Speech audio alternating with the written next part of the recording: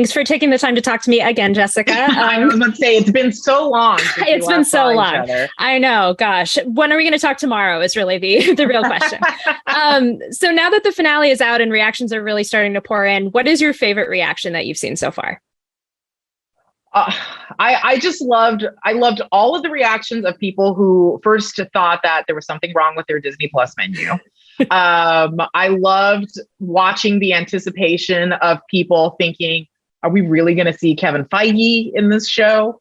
And then of course the big reveal. Like, all of it has just been so fun. I just love seeing everyone's reaction to our KEVIN.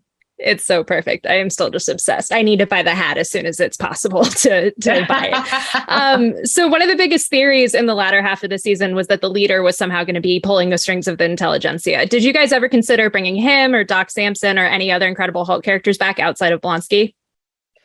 In my original pitch, I did have the leader in there, or just like as an option, as a suggestion, you know.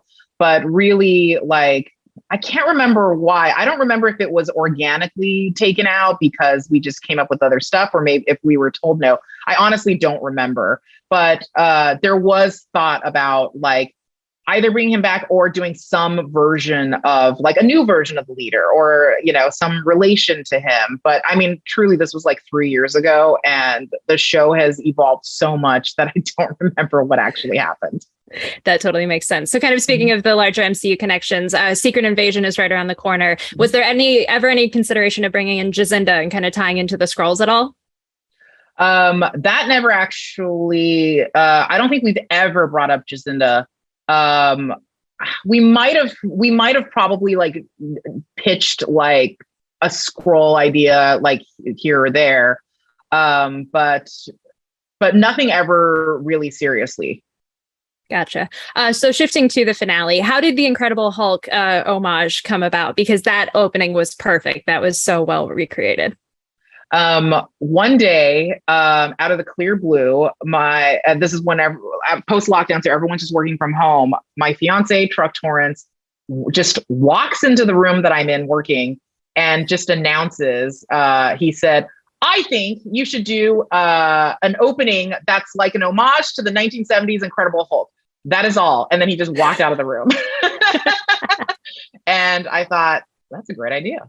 And then it just snowballed from there. And I'm so tickled that we actually got to do it. And it looks fantastic. Our second unit director, who was also our stunt coordinator, Mo Ganderton, directed that. And you could tell that, like, Tatiana and Mark had so much fun just in those 70s clothes. And I mean, even in the script, I wrote Ruffalo is in a Bill Bixby wig. But what was great is Mark naturally has this, like, beautiful curly hair, so we didn't need to put a wig on him. Like, his hair naturally could support those, like, wonderful 70s volume. I love it. I can't wait to see the behind the scenes of all of that, because I can only imagine. So I also love the ending with the family cookout. I think it was so wonderful. I've seen so many tweets comparing it very lovingly to, like, the ending of a Fast and the Furious movie. How important was it to kind of have that happy ending, which feels kind of atypical in a Marvel movie? Yeah, I mean, we've put Jen through so much. You know, she's gone through so much, went through such a, like, tumultuous journey. And we love her so much that we want good things for her. We want her to be happy, and we want her. It was so hard fought watching this character that we really considered our friend. You know, she's our bestie, and we want the best for our bestie. And, you know, when you watch someone struggle, all of that, you just want everything to be okay. And ultimately, the show is supposed to be a good vibe, you know?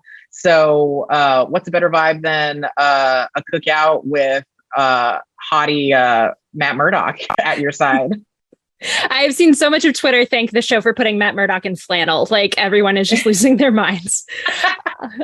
So I know we've spoken about the possibility of a second season. If the show does get a second season, what would you be most excited to explore now that Jen has kind of, like, staked her claim as a superhero and broken the fourth wall in such a major way? Well, you know, I saw the first season the entire first season as her origin story. You know, the pilot was her physical origin story, but the entirety of the season is, like, her emotionally and mentally, you know, becoming She-Hulk and getting right with that and really accepting what that means and how that fits into her life as Jen Walters.